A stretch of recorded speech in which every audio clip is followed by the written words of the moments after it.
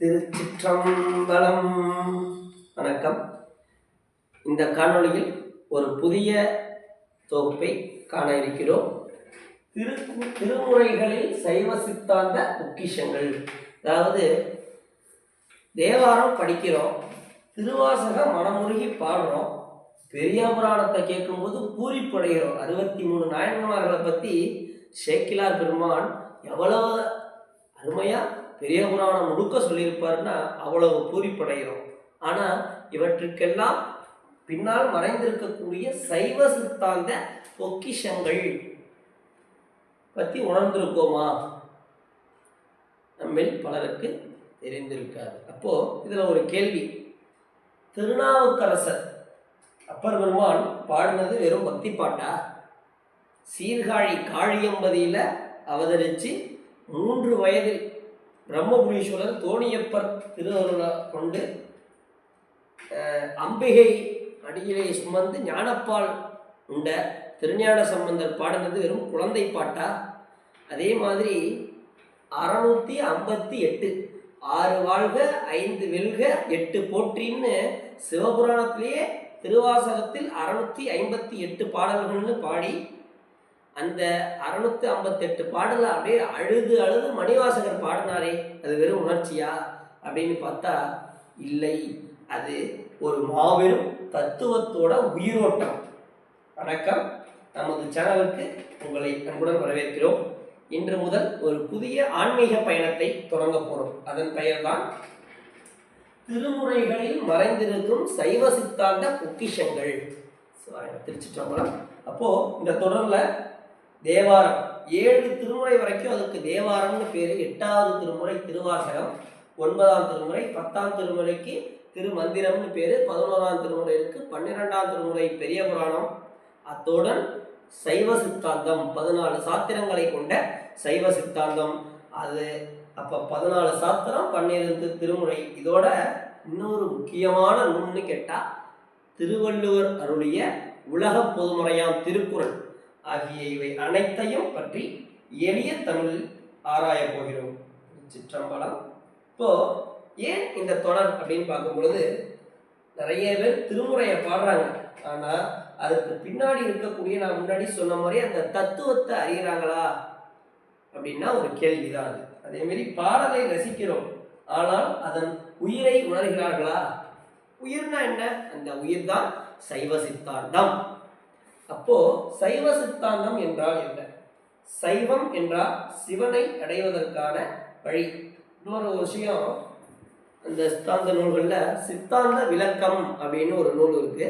அந்த நூலில் சொல்லியிருக்க விஷயம், சைவம் அப்படிங்கிற நூல் சொல்லுக்கு என்ன பொருள்னா, திருமூலர் என்ன சொல்றாரு?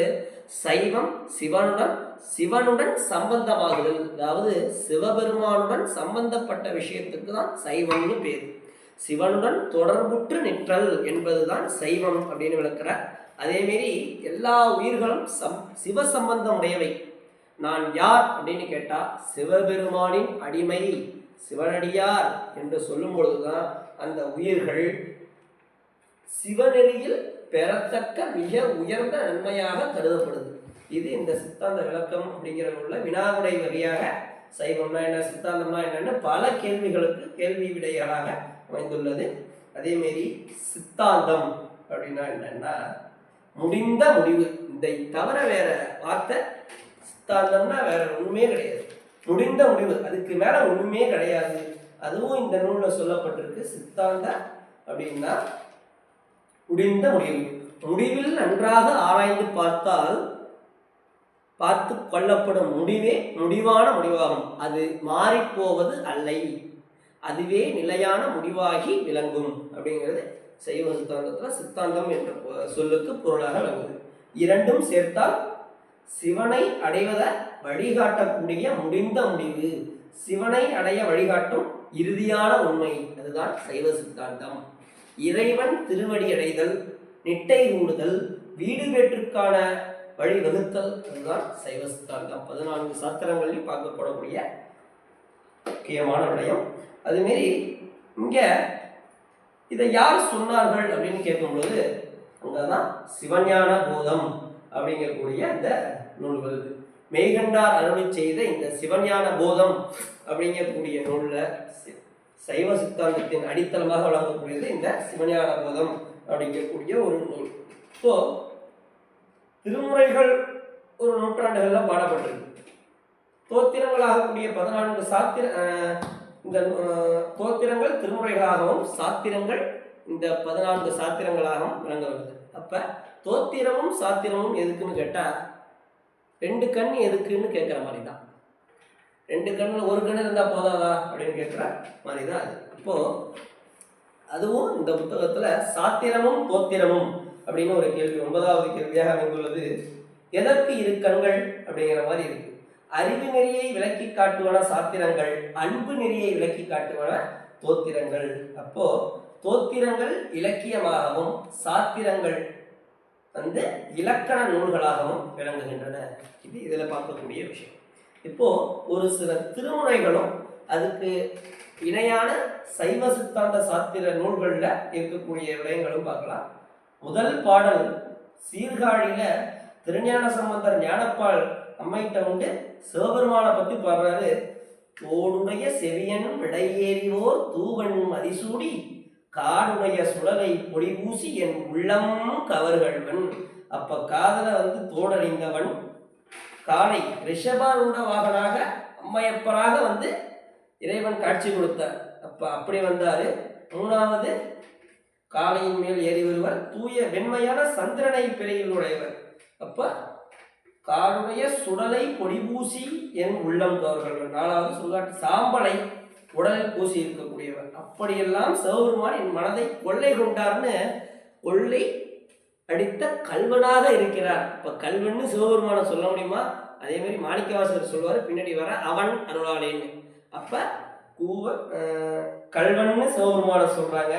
அடுத்தது அதே மாதிரி திருநாவுக்கரசர் 5ஆம் திருமுறையில திருக்குறுந்தொகையில பாடுறாரு. நம சிவாயவே ஞானமும் கல்வியும், நமச்சிவாயவே நான் அறிவிச்சையும் அப்படிங்கக்கூடிய பாட்டுல 5 எழுத்தை தொடர்ந்து ஓதிக்கிட்டே இருக்கணும். நம் நாவினால் 5 எழுத்தை ஓத ஓத தொடர்ந்து சொல்லிக்கிட்டே வர வர நம சிவாயவே நன்னெறி காட்டுமே. நன்னெறினா என்னன்னு பார்க்கும் பொழுது ஞான நெறி, இறைவன் திருவடி அடைதல் அப்படின்னு சொல்லலாம். முக்தி அடைவதற்கான நன்னெறி.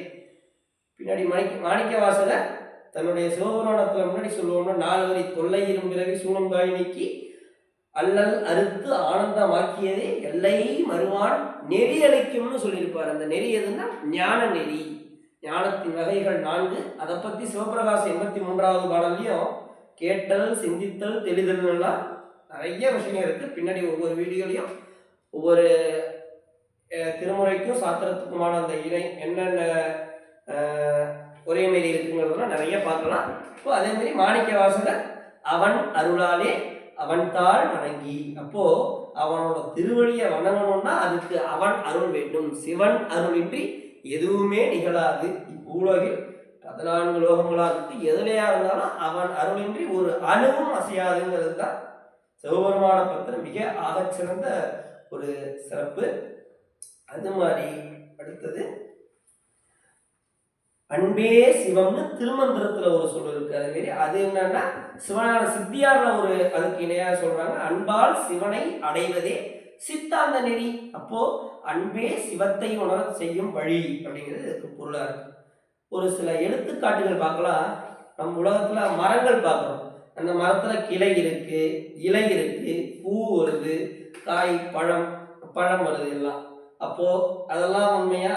அதை தாங்கி நிற்கக்கூடிய அந்த வேர், மரத்தை தாங்குவது நம் கண்களுக்கு தெரியாத அந்த நிலத்துக்கு அடியில் இருக்கக்கூடிய வேர். அது மாதிரி தேவாரம், திருவாசகம், பெரிய புராணம் எல்லாம் மரத்தின் கிளைகள். சைவ சித்தாந்தம் அந்த மரத்தின் வேராக கருதப்படுகிறது. இன்னொரு எடுத்துக்காட்டு பார்க்கணும்னா, நம்ம மொபைல் யூஸ் பண்றோம். மொபைல் ஃபோன் எல்லாருமே மொபைல் யூஸ் பண்றோம். மொபைல் யூஸ் பண்ணாம யாருமே இருக்க முடியாது. அந்த மொபைல் உபயோகப்படுத்தணும்னா அதுக்கு ஆப்ரேட்டிங் சிஸ்டம் ஓஎஸ் அப்படிங்கிறது தேவை. அது ஓஎஸை பற்றி நம்ம பார்க்கறது இல்லை, பார்ப்போம் சில பேர் ஏதோ.